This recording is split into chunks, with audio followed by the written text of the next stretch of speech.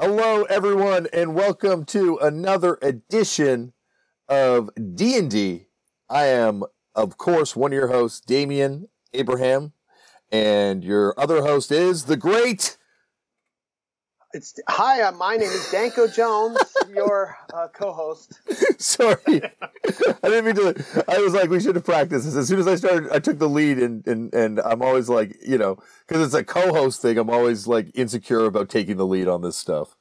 Oh, same here. I think it's our lead singer disease part of it, right? Yes. We overcompensate. We don't want to be Gwen Stefani and don't speak, The world makes us Gwen Stefani and don't speak. But we don't want to be that, And so we're always, So, but this is a podcast that is separated by months in between recordings. People don't know that because we've been pretty good about putting them up so far. I'm now in a completely different area, room, place. Yeah. And I believe there'll be even different settings in the near future. It's changing. The times they are changing on this podcast every day. But the one thing that doesn't change is the commitment to records. And I don't know about yourself, Danko, but I have been very excited to record with you again.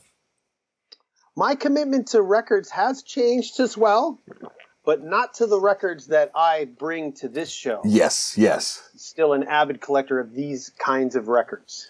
Well, I'm very excited about what we're going to be talking about today. Let me look for something cool to flip. I only have good, valuable records around me today, so I feel bad about trying to flip one of them in respect to the records. But I think I do have a old cannabis delivery service that is, I'm sure, out of business, but they will supply us with our business card. Do you pick the frequent buyer side, or do you pick the logo side? A frequent buyer. Okay, ready? 1, 2, 3. Okay, it did come up logo side. As I'm looking at the logo, it is kind of a culturally insensitive, offensive, so I'm not going to show the logo for this company. I will put it straight in the trash. I understand what that logo is. Yeah, I looks like. Yeah, so I'm just going to tear this card up and put it right in the trash. I'm sure they're also out of business because that's the way this world goes in that world. But I did win. You'll have to trust me on this one. And so I will go first. And, of course, I have a preamble before I get to the record. I am now... And for a couple of years, there's this great book about record collecting that I wanted to recommend on the podcast called Vinyl Junkies. Have you read this thing?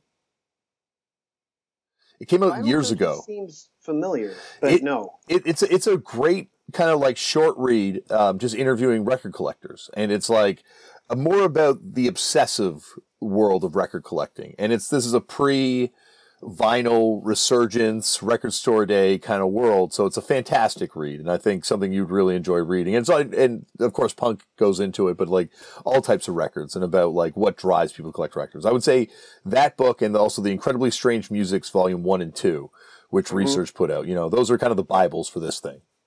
Yeah.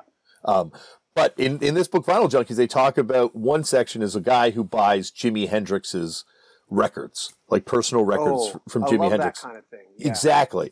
So now I'm into the idea of provenance for records. Like it's great to get a record, but it's amazing if you get a record that is of some sort of significance. Like you have so and so's copy of this record. Like especially if that person, like I have Danko Jones's copy of the Len 12-inch picture disc, which that's a rare record, which you gave me, and I'm still very grateful you gave it to me.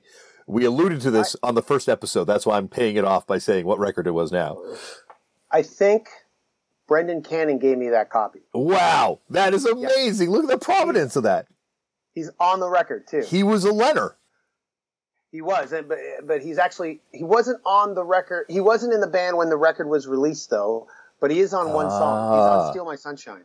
Wow. I don't think I knew he played on Steal My Sunshine. Steal My Sunshine...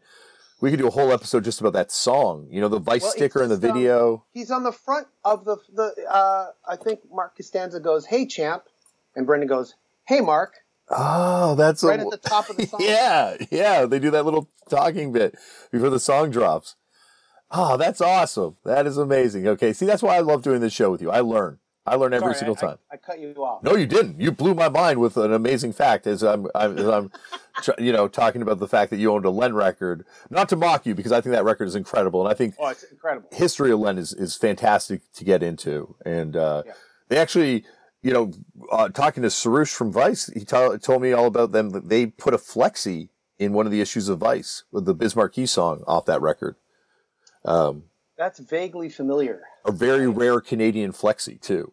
I can't think of very many, especially from that era. But anyway, I digress. So the idea of, like, getting a record that has a story, attached to it. There's also this great Instagram account, kind of part of this sort of thing, called It Was Written, which is where people just posting the stuff that was originally written in their Negative Approach 7 inches, and now it's kind of broadened to stuff that's just written inside of records, So in keeping with that theme, the record I want to talk about today is a record I just acquired on tour, the Awake 7 inch.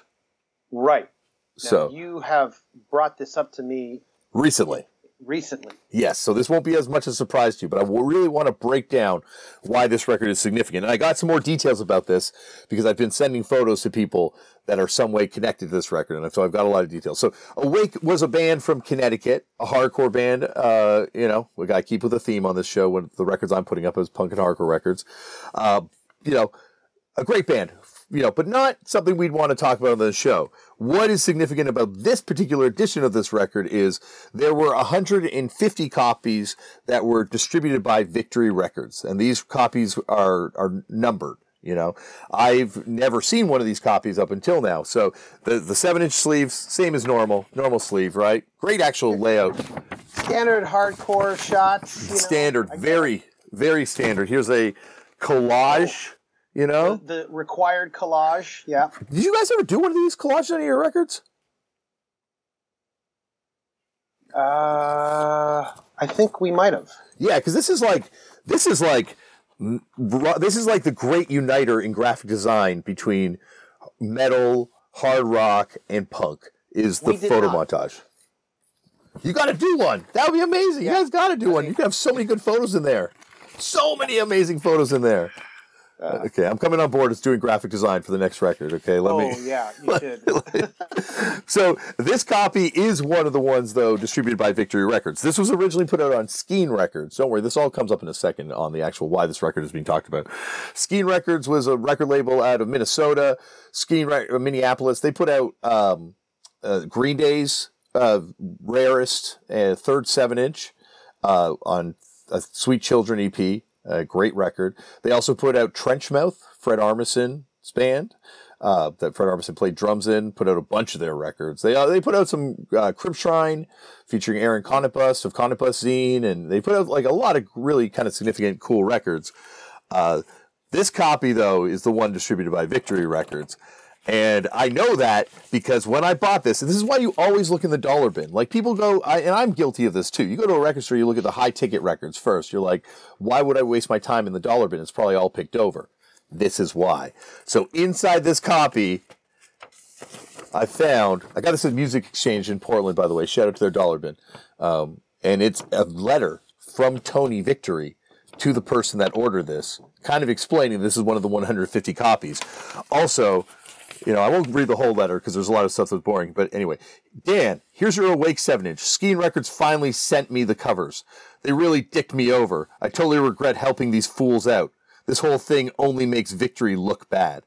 Victory Records does not have the best reputation, I should add at this point. It is on Victory Records letterhead, replete with a new address stamp, the Victory Records stamp. Anyway, it is signed by one Tony Victory. Tony Victory, because I'm going to draw this all together, played in a band called Only the Strong out of Chicago before he ran Victory Records. They changed their name, too, before they became, before he quit the band as well. I'm trying to remember the name they changed it to. It'll come back to me in a second. But anyway, yeah, he put this record out and distributed these. He went further. He was like so pissed off that he also added, it wasn't enough to just say that this guy was a dick. On the numbered version, where it's numbered there, he added, Jeff Spiegel, the owner of Skeen Records, I will break your neck, sinner. on the desk sleeve. And then the other thing that makes it, amazing. The other thing that makes this cool is it is also including a integrity bio for the very first biography of integrity before Dwid was even going by Dwid on their stuff. And it also, breaks down future releases, including Billingsgate, which is future members of Dillinger 4, and Inner Strength. I think this is before the Inner Strength 7-inch even came out. But anyway, it's an incredible bio that talks about integrity being the future of straight edge. They weren't straight edge for very long into that run, but an incredible band they remained the whole way through. And yeah, an amazing dollar bin find. I've since found out that this beef extended to the point where Tony was telling people not to buy records on Skeen Records at shows. I had a friend tell me a story about Tony getting very upset when he tried to buy a record on Skeen, or when he had bought a record on Skeen for supporting that label. It angered Tony. But the way I'm going to draw this together is, I always thought that the great bridge between Chicago punk and Minneapolis stuff was Trenchmouth. Trenchmouth being a Chicago-based hardcore band that did stuff with Only the Strong. Like, I think he even played shows with Only the Strong, and they were also on Skeen Records. But here we are, Tony Victory, threatening the dude who ran Skeen Records. So there was another Chicago Minnesota punk connection, albeit a lot more acrimonious than the Trenchmouth connection. So, but I got this from a dollar bin. It's a lot of thrills you can get for $1. And this was on your last run? The last run. States? Yeah, we just got off this tour. It was it was a bittersweet one. We talked about it at the intro of the last episode, but, we found out about Dallas Good passing away just at the very start of the tour. So for the first few days of the tour, I didn't really go out too much and kind of stayed just sort of, contemplating, walking around. But then as the tour kind of went on, I realized, record stores are my happy place. And while I might not have very much money to spend in them, there's thrills to be had for $1. For $1. And that's also a backdoor lesson. When you sell your records, go through the sleeves and make sure you haven't put anything of value or any incriminating, embarrassing things in there. I always do that just because sometimes I'll slip stuff in and sometimes they're of value, and I just, like a flyer of the show or something like that. So I just always make sure, nothing incriminating, but I don't want a personal letter floating around that someone may have, because I put it in a sleeve or something. Yeah. But usually those records aren't the ones I'm going to sell to the used record store. No, I find also, the ones that you have that sort of sentimental attachment to.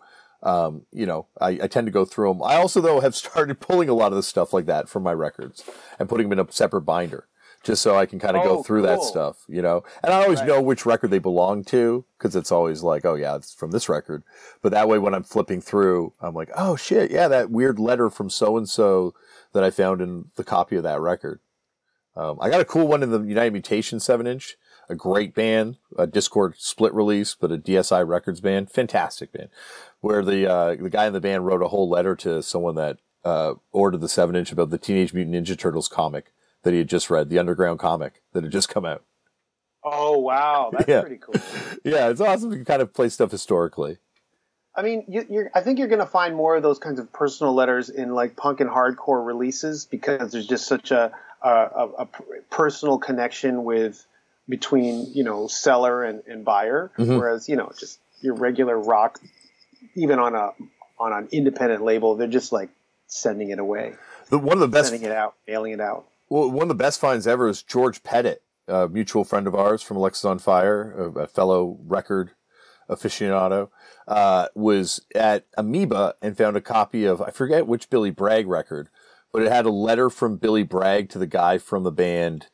I can't remember which band now, True North or something. Anyway, a whole letter breaking down the songs and stuff. And when Billy Bragg was on the show, I asked him, or we sent it to him afterwards, and he's like, "Oh shit, yeah, this is a letter I wrote to so and so," and it's we had this correspondence where we were asking each other about music and kind of getting into songwriting, and just to find that in a bin, at a record store, that's why we dig.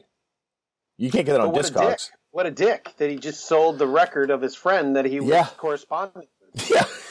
It was amazing times. Sometimes you find like I was with Bob Shed from Axe to Grind podcast once, and he was in we were at a record store in Toronto, and he found a copy of a 7-inch he put out that he'd given to Martin from Career Suicide, and he knew that because he had written Martin on it, and it was in the dollar bin of the record store. That's the best. So he rebought it. It was awesome. He's like, I can't believe I found this.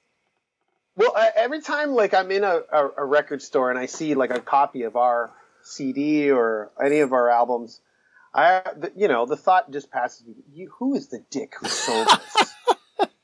I just want to find out who it is.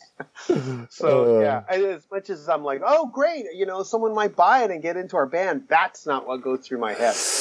I get that vibe. Like, what jerk sold our record? Yeah. We're not good enough for your collection. It's nice to know that the first couple times I found my record used, I was very excited by it because it meant that we were in circulation. Oh, we're in the mix now. I'm like glasses half empty. Oh, it's over. People are dumping our records. Yeah, no, that definitely is a thought that I'd be lying if I said doesn't cross my mind from time to time. But at the same time, I'm like, hey, someone's got to be the Tijuana Brass of their era. Yeah, it's true. and now you just want to get that record because it's like, well, I don't know. I should have this. Yeah, dude. Rumors. I've seen it enough times. Fucking Rumors by Fleetwood Mac is now like a record that goes for money. It all comes back around. I should have bought like 1 trillion copies when you saw them. Yeah. We live in the era where there's there's very little rhyme or reason to why records go for certain amounts of money. I realized that when I started to see records that I'd passed over that were in the $5 bin were going for $50, and I first I was like, this is highway robbery, and now I'm just kicking myself that I didn't hoard all this stuff. Well, you got to figure it's also an artificial market because a lot of this stuff there's dozens of copies that are sitting there for this amount of money, right? And people have just there's just this belief now that Hot Rocks is worth $50 by people, and there's sort of this perception that any record from the 90s is super rare and they didn't press very many copies of them because they probably didn't, but and I've sold some of those kinds of records I had for a lot of money. Yeah, and it's interesting, especially coming from a world where a 500 run 7-inch or a 200 run 7-inch, that's rare. So to be there's 20,000 copies of that thing out there, that's not rare. I know, but I guess when you factor in the amount of fans that band would have, that is actually pretty rare. Yeah, I sold a couple of records that I would never listen to, but I bought.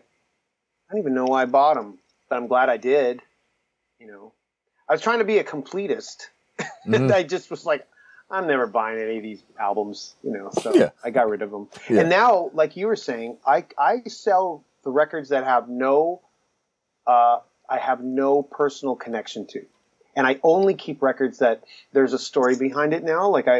I don't want to have, no matter how much I like the record, I don't want to keep it if there's no connection. If I just found it and I bought it and you could listen to it in a myriad of ways. If there's no connection there, then I'm not keeping. That's how I offloaded 300 plus records over the pandemic, because I went through each one and I said, do I have a connection to this? Yeah.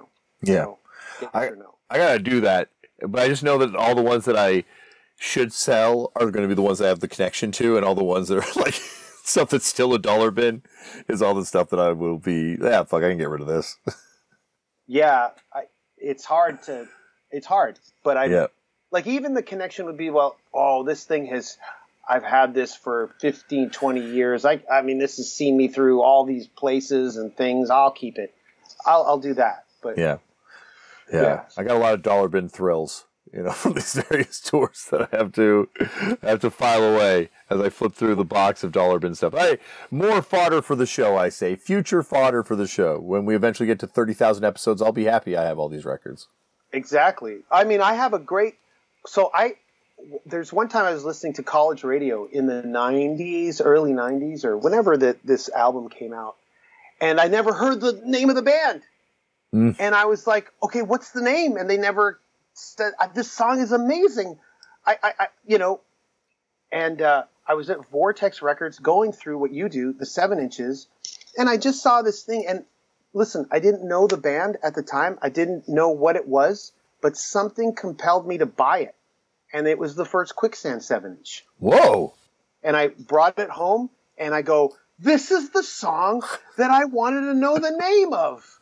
And so, and the rest is whatever.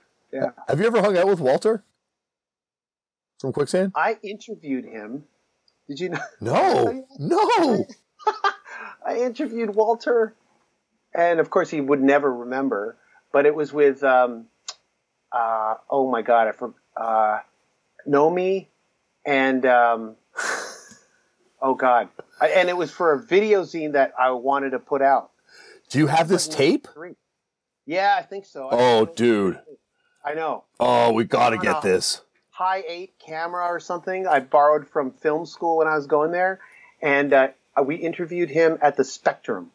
Was that Danforth? On the Danforth. Yeah, wait, Maine and Danforth or something? On the Slip Tour.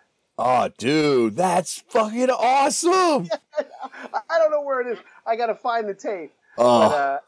But I can't go through it because it's like of a different format. But maybe I can. I'll pay for it to get transferred. We'll do a Kickstarter. We'll do something to get this thing transferred. This is worth it. I got to look through my stuff, but I'm pretty sure I kept it because it was Walter. Oh, that's amazing. That is so awesome. He is one of the funniest people ever. But anyway. Oh, no, not Walter. I'm sorry, not Walter.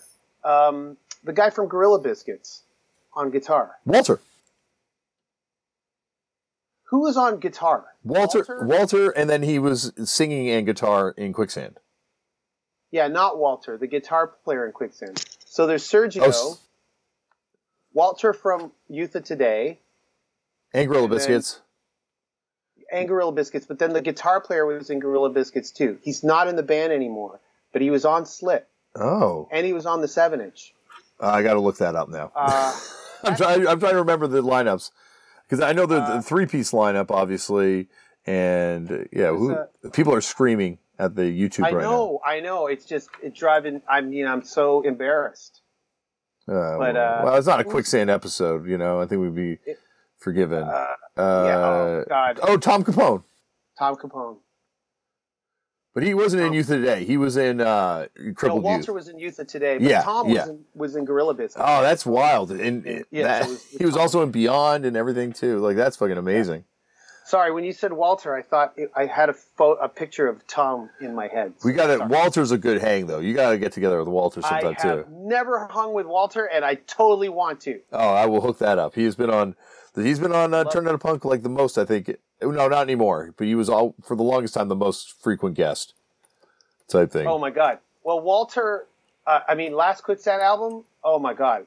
Oh, I listened to that all year round. It got me through the year with Gataplan, Inge's band from Noise Conspiracy. Yeah, like I think Walter is like, he's like the guy who just like Grill Biscuits, obviously Youth of Today. He was in Warzone for a hot second, but then.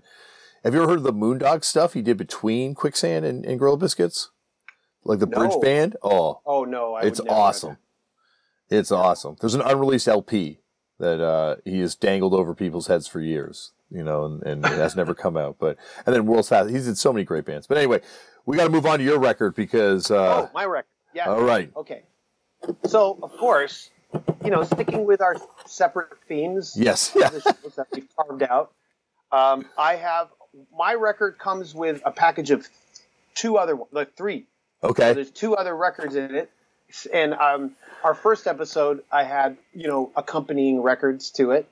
So in our 4th episode, I too have brought out. So this is the record I've chosen. It's the Lawrence Hilton Jacob album called, what's it called? What the hell is it called? Oh, it's self-titled.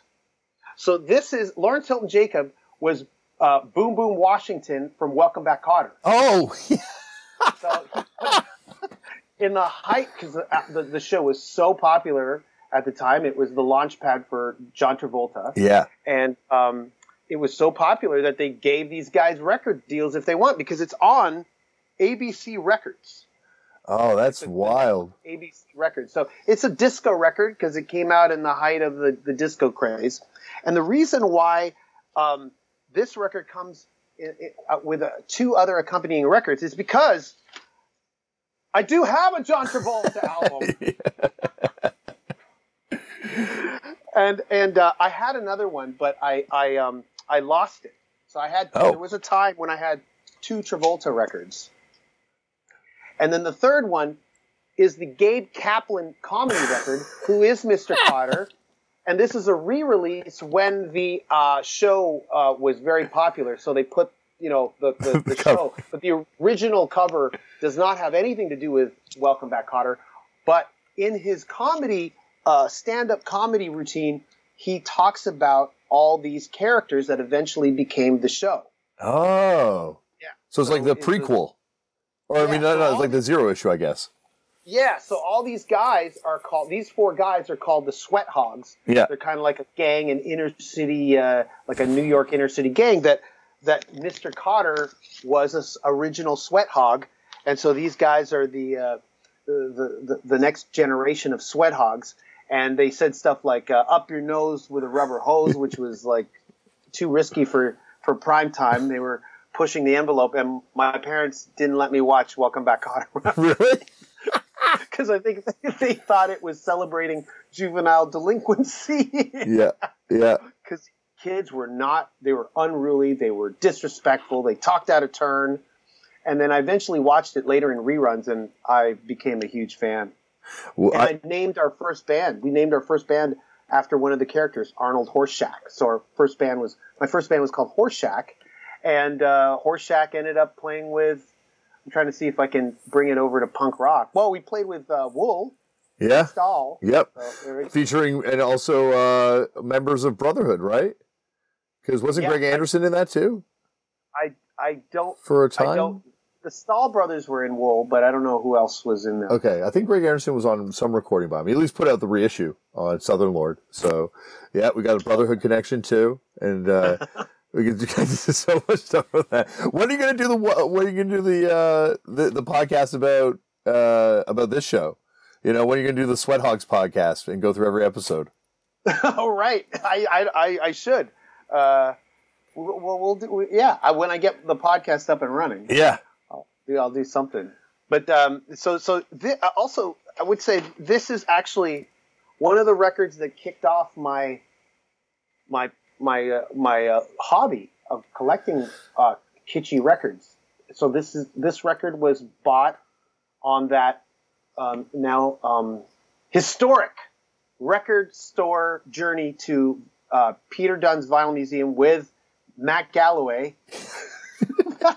So I got this. I got a Batman record. I got a couple other records, a Co-Star record, and Matt knew that I wanted to do a show where I would just play kitschy records. Yeah. And so it was him and the other music director at the time, Gary X at CHRY. The three of us headed down to Lakeshore to the big vinyl museum, and we bought our own kinds of records. I remember Matt bought a Dinosaur Jr. album, and I bought a Lawrence Hilton Jacobs Boom Boom Washington album, and I was like, this is amazing. I was like, this is what I want to collect, and to this day, it's still all I want to collect.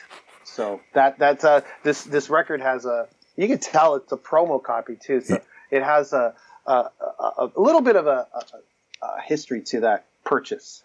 Well, that store is like, I think I only have one record still with the Bible quote stamped dust sleeve at this point. But Vinyl Museum and that radio show, you should bring that back. That's like that show where you play kitschy records.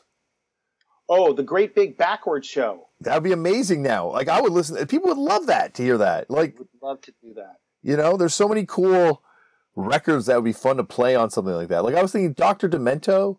Like, I was playing old Dr. Demento compilations for the kids in the car, and they were just, like, loving it. And I'm like, I'd listen to this, like, every time this was on, once a week.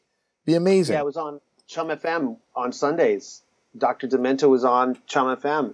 It was Dr. Demento and then the Sunday Funnies on Chum FM. I don't remember Dr. Demento, but I definitely remember the Sunday Funnies. But, man, Dr. Demento, there's playlists of them on the streaming services and all the old compilations now. And there's, like, that stuff's so much fun to listen to. Like, certainly better than hearing the same 20 songs again and again. Yeah. You know? I know. It's staring everybody right in the face. Yeah. And nobody's taking up. I mean, that would really lure people back if they brought in, like, I don't know, just interesting programmers. Mm-hmm. I will say, I noticed before coming here to do it, I looked in the sleeve because I knew it was Vinyl Museum, and see, the problem is I replaced it with. I threw it out because I hated it. Yeah. I hated those sleeves when I would go there and buy it because it was so Peter Dunn would make his own record sleeves, and it's just this cat, which was the mascot of the record, and you would just think that he had soiled the original pressing in the original version, and I hated it, so I replaced it. But then when I looked at my Travolta album, it does have the original. I was going to go because I've got one hanging on my wall where it's the cat on the beach. Who were, like, reclining on the beach, the one? Yeah, I've had that. But then towards the end, when they got lazy, they would just stamp them with a Bible quote. Like, there wasn't even the cat anymore. Yeah, I have.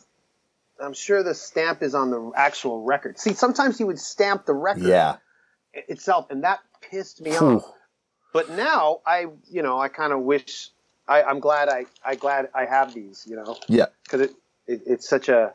But back then, man, I hated these. I really hated the sleeves and the stamps.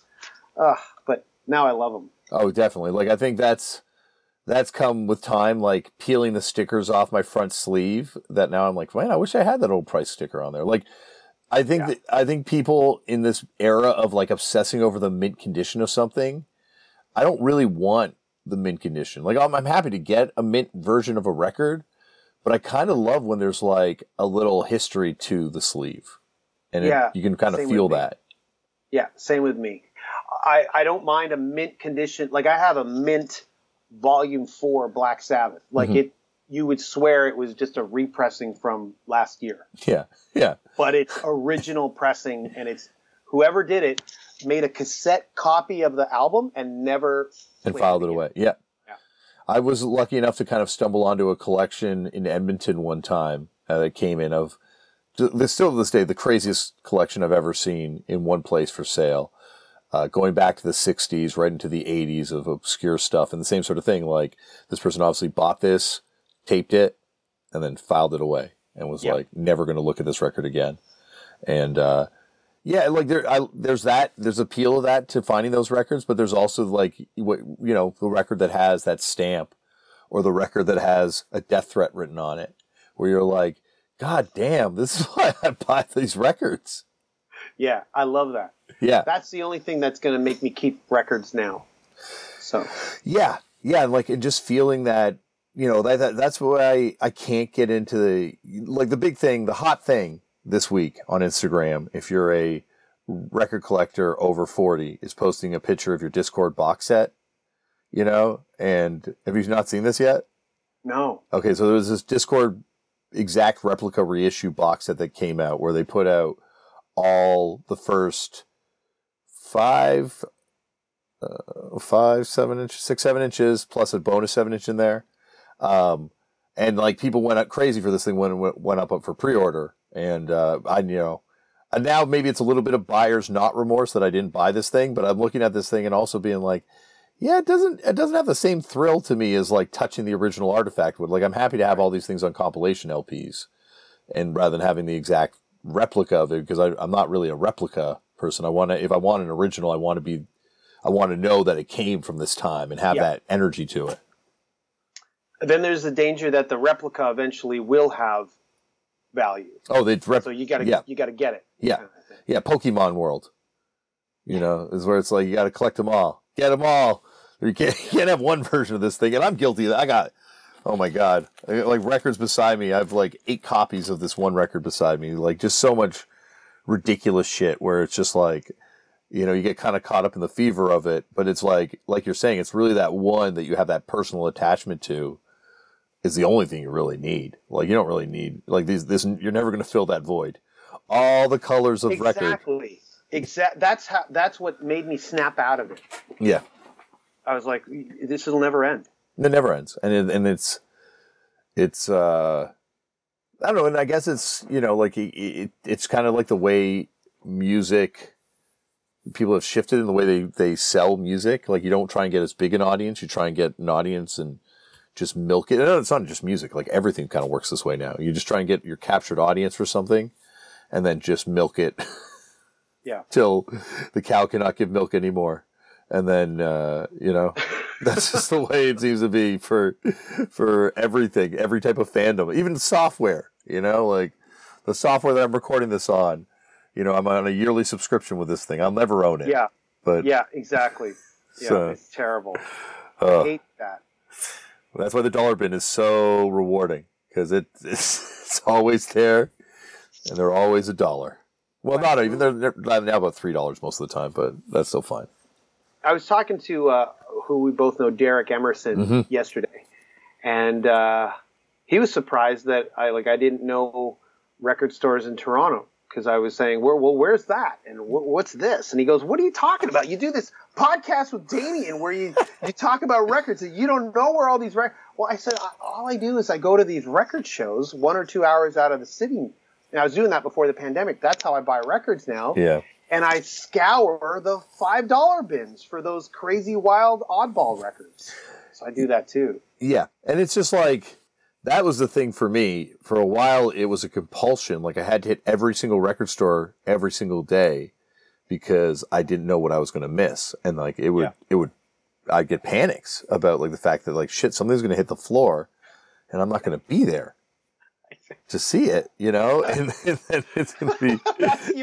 You have a problem, and I know that because I have the same problem. Yeah, and I'm now at a point where that doesn't thrill me because, I think it also, and part of it's, looking at the way we can buy music now, where if you've got $1 million to spend on records, every record you ever wanted could be had, pretty much, except for the ones that, have the provenance, like have this sort of like, real attachment to you, like the copy that you got this place or that the story behind this particular copy. Like that is something that, no one can buy and no one can take away from you because it's your story and your connection to the record and stuff. And so that's what I'm looking for every time I go to a record store now, something that's come up on the podcast or, and that way you can have thrills every time you go to a record store and it doesn't become like a compulsion to get there.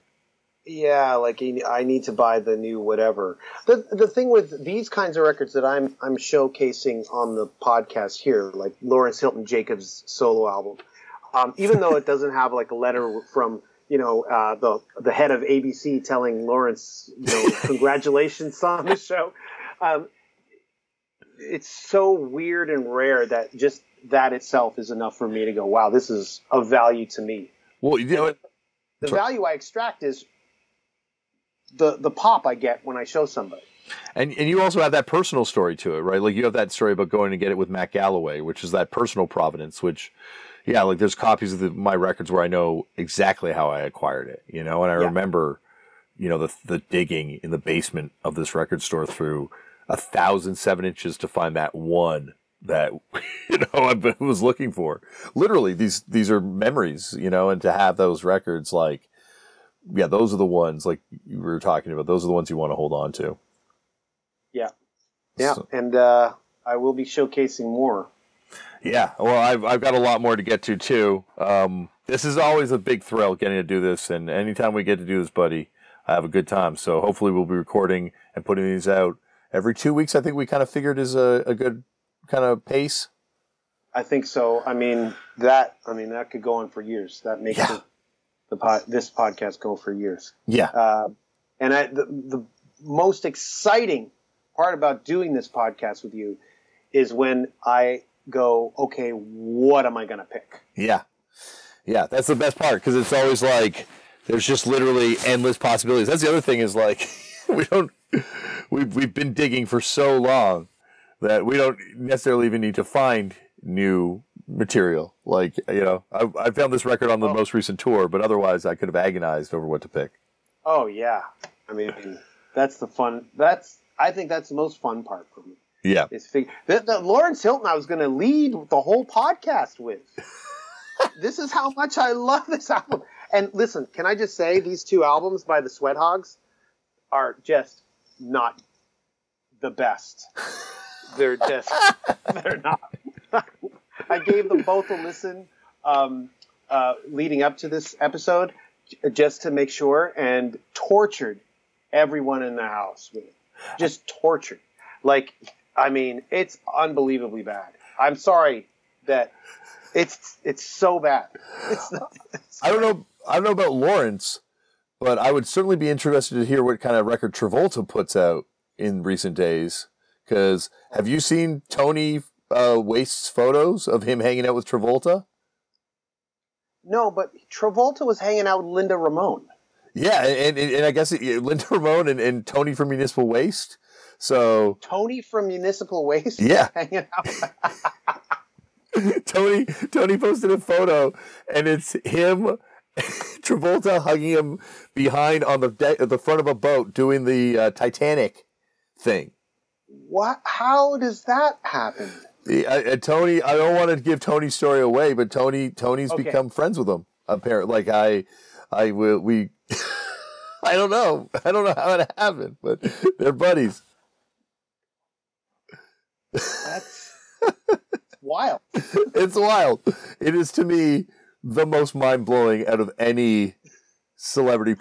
There's also a story about Will Smith coming out and throwing up the X and talking about straight edge at I forget the name of the band, On Broken Wings, I think maybe, that was opening up for Jada's band on a tour, on Wicked Wisdom on a tour. And apparently Will came out and was like, shout out straight edge and threw up the X for straight edge. And then like, there's a photo of him hanging out with all these like hardcore straight edge kids too. I think I've seen something like that. Yeah. That is familiar to me. But I just thought, what is this? I didn't know the backstory. Travolta and Will Smith doing a hardcore band. I'm calling it. 2022 is going to be a wild year. Awesome. Lawrence's album is disco. Yeah. The Travolta one are just like really kind of cheesy ballads. Yeah. Like he had a career though, Travolta, as a performer. Well, I guess like Grease, right? Like, that's one of the biggest selling soundtracks of all time. Yeah, I know. That's just show. I mean, his voice isn't like the greatest, and it just shows you how popular he was. Like he was the man. He's got a strong falsetto, Okay. Oh Sandy, like he does that. He's got that range, like so high. I'd like to hear him do like a Sabbath song. Oh wow. Like in that high voice, like the high registry, the whole way through. Amazing. Municipal Waste covering Sabbath with guest vocals would be amazing. We got to produce this record. Like this is just begging for us to send this text to try and get the ball in motion for this thing to happen. I'm sure the thought is past every band member's head. Yeah, I've got to get Travolta. Maybe they don't even know he's got a recording career. That's true. Like, hopefully from this podcast, I'll send this to Tony when we drop it. Oh, well, in that case, I will say that an amazing album. But career should continue. I just think his resource has been misused. He's got a great gift, and it's just like they decided to force this schlock on him. The whole time he could be, it's like have you ever heard the Osmonds Hard Psych Crazy Horse song? Oh my God, I love the album. Yeah. They had it in them. Amazing, yeah. They had it in them the whole time. They're just holding them back with that schlock stuff. Actually, I don't think I've ever said this in an interview, but our last album, Power Trio, we basically really influenced by the Osmonds. Really? That record? Well, oh, yeah.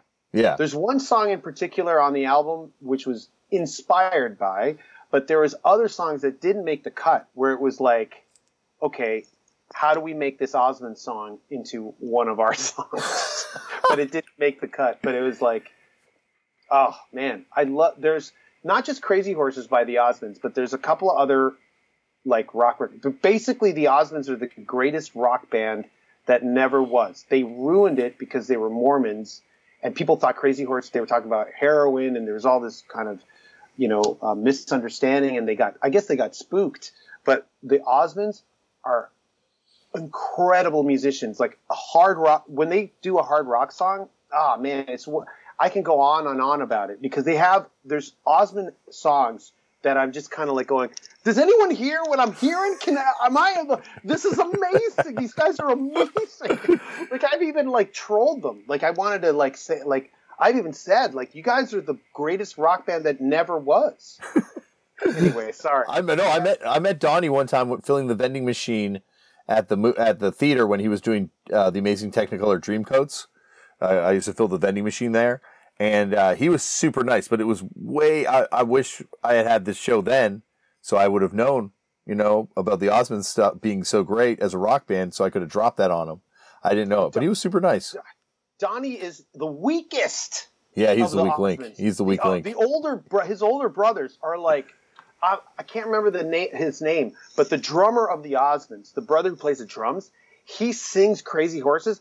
Oh man, I can go on and on. I'm just like. Jackson's Schmatchins, Osmonds, man. He was probably smoking weed by that point. He's like, "Yo, you want to hear some real heavy shit, guys? Let me turn you on to this shit." If you could only meet him now, you could probably get those stories from him. Have you ever heard the Village People's punk song? Did I talk about that on the show before? Oh, Food Fight. Food Fight, one of the greatest. Yeah. I remember when Village People rebooted themselves. Yeah, Renaissance. They got rid of the costumes. And I remember it was a People magazine because my parents used to grocery shop at the Loblaws.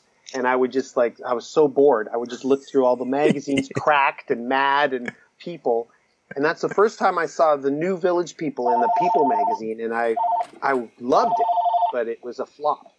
It was a complete flop. And I think it destroyed their career. Yeah. No, definitely. I think it was the great ender for them. But that song and Big Mac, those are the hits on that record for me. They got a song about Big Macs. I got to go through. I would love to find that on vinyl. Oh, it's a dollar bin find. Definitely still. Like you can definitely, and there's a Canadian promo 7-inch of Food Fight too that came out. Oh, okay. That'll be way hard to find. For a while I used to be able to find them like really easy because they're obviously no one bought it, so they would turn up in stores around Toronto, and then you could flip it to people in trades because it was always something cool to throw in for someone. I think they sensed that their time as these like construction workers and cowboys and cops had run its course, and they were ready to, but no one was ready to see them any other way than these they became a parody of themselves. So, and it's also too much of a hodgepodge record. Like there's different genres. If they had committed and gone like full Dickies, like that song, or, there's some new romantic stuff on there. There's some new wave stuff on there. Yeah. But Food Fight's the jam, obviously. Yeah. And then the Police have they released some early Police. And the only reason why I knew that before they released it is because when I was growing up, we had an assignment to write a message in a bottle. And my fourth grade teacher played this song by this band, The Police, Message in a Bottle. The assignment is to write the message. And I loved the song, so I got the 45. My mom bought it for me. The B-side was a song called Landlord, and it was way better. Yeah. And it was like this punk rock influenced song that's on the re-release of all the old Police songs. The first 7-inch that they did is like just this killer punk record. Then they kicked the one guitar player out, who ended up playing with Jane County. Oh wow! On when she did her band in England, I guess she started a separate band in England, and a brilliant guitar player, but was replaced in the band, and of course the rest is history. But the Police are Yeah, that first single's amazing. Like an amazing record. That's why I've always, just always said to people, the Police are not what you think they are. Yeah. So yeah. There's a few bands like that too. The other one that's wild like that is Simply Red. The guy. I didn't know that. Mick Hucknall was in this band called Frantic Elevators, and the Rolling Back the Years is actually a Frantic Elevators song, and he's got like some weird kind of ripping punk songs on there with his voice too, like it's really it's awesome. That's maybe I can find that somewhere online. I will send you some links to some Frantic Elevators stuff. But this has been awesome. I know you have to run, and I promise to get you gone by this point. So. Until next time, find me at Left for Damian. I do a podcast called Turned Out a Punk. Where they look for you, Danko? I'm at Danko_Jones on Instagram, at Danko Jones on Twitter, and at Next Level Record Collecting on Instagram, where I post all these kinds of wacky records. And we will see you on the next episode. Keep digging.